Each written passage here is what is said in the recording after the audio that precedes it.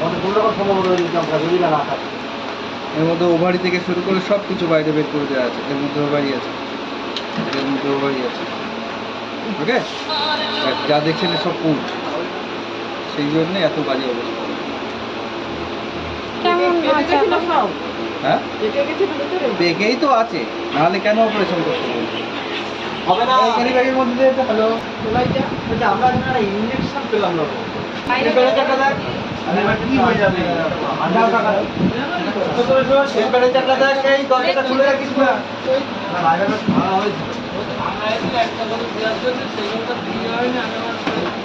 এই যে বাকি কথাগুলো কালকে ফিরে দেব না। এরকম না এসি লাগাচ্ছে না কেন? দেখিবা কি করতে বাবা কি করতে বড় কথা শুনে